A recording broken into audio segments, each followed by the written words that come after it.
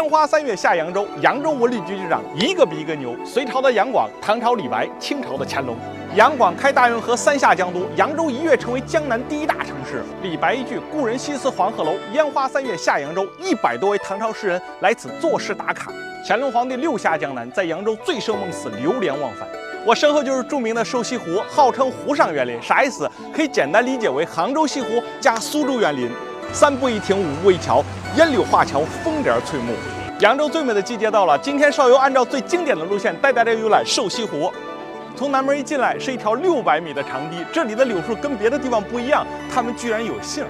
隋炀帝杨广下令开挖大运河，并且让人在大运河两岸种上柳树，他还亲自栽了一棵，并赐姓为杨。所以后来人们把柳树呢叫做杨柳。长堤春柳走到头是徐园，大家看这个园子里边像不像一个虎字？这是为了纪念大军阀徐宝山而建，徐宝山外号徐老虎。这家伙是个见风使舵、两面3刀的人。辛亥革命的时候，他跟着孙中山干革命，光复了扬州。孙中山封他为北伐第2军上将军长。孙中山辞任大总统袁世凯窃取革命果实，他又反叛革命，倒向了袁世凯，惹恼了革命党人。张晋江知道他喜欢古董，派人给他送来一箱古董。徐老虎高兴地呲着牙来开古董箱，当场被炸死。叛徒汉奸从来都不会有好下场。徐园主厅听力馆前面的这2口大铁锅千万别错过，这个古代叫铁货，煮盐用的。这2口呢是南北朝时期的原物，1500多年的历史了，他们见证了扬州盐业1000年的兴衰。看这对狮子表情可爱不？这叫笑狮，笑狮迎贵客，金山照春光。小金山上面的这个风亭，大家先帮我记好了，我一会儿换个角度让你看见它，你就知道瘦西湖的园林造景到底有多厉害。前面这个3面环水的建筑叫钓鱼台，乾隆皇帝呢在这里钓过鱼，钓了半天1条鱼也没钓上来，气得皇帝直骂娘。旁边的和珅急得一头汗，赶紧向旁边的盐商递了个眼色。不一会儿，鱼漂动了，乾隆皇帝一抬竿，龙鱼竟然钓上来1条龙鱼。乾隆皇帝高兴得不得了，坐下来继续钓龙鱼，龙鱼，龙鱼。一会儿功夫钓上来10多条龙鱼。乾隆越钓越纳闷，他问和珅：“何爱卿，你说这怪不怪？怎么全是龙鱼？如果你是和珅，你会怎么回答？”和珅心知肚明，这些龙鱼是盐商派水性好的渔夫潜入水底，悄悄地挂在鱼钩上的。和珅却说：“皇上，凡鱼岂敢朝天子，万岁荆州只钓龙。”2句话说的乾隆龙颜大悦，何大人这马屁拍得可真响。你看大家都在排队等着拍摄，拍什么呢？钓鱼台还有一绝，从3个圆形的门洞看过去，能看到3幅不一样的景。左边可以看到白塔，中间可以看到武亭桥，这简直是框景的天花板。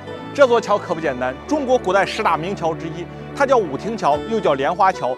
不仅是瘦西湖的标志性建筑，更是扬州的地标性建筑。一座横桥横跨水面，中间又建了5座亭子，从空中看就像一朵盛开的莲花。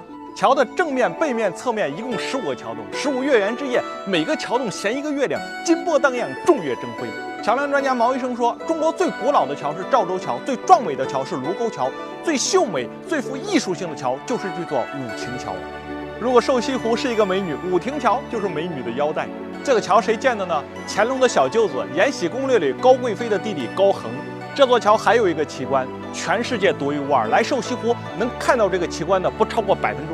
快看，3亭同框，桥洞里是钓鱼台，桥上是小金山的风亭，最上面是莲花亭。这个奇观叫一桥叠3亭，寓意步步高升。看到这个奇观的朋友，打出4个字：步步高升。祝家人们生活事业步步高升。从武亭桥走过来，就能看见这座白塔。江南没有这种塔，这是藏族的喇嘛塔，怎么会在这里呢？乾隆走到这里的时候，跟陪同的官员说，这里跟京城北海的琼华岛很像，只可惜差了一座白塔。第2天清早，乾隆推开窗户一看，我的乖乖儿，白塔这是什么时候造的？8大盐商之一的江春用万金贿赂乾隆身边的人，让他们把北海的白塔画下来，连夜用盐袋子堆了一座白塔，这就是著名的一夜造白塔。乾隆说，扬州盐商之父朕不能及。如果要想俯瞰整个瘦西湖的全景，最佳观赏点就在西春台的2楼。这是乾隆为他的母亲祝寿，扬州盐商集资修建的，又叫春台祝寿。绿色琉璃瓦，屋脊上还有2条金龙，是江南园林中为数不多的具有北方皇家气派的建筑，被誉为湖上台榭第1楼。来瘦西湖最不能错过的就是24桥，24桥明月夜，玉人何处教吹箫。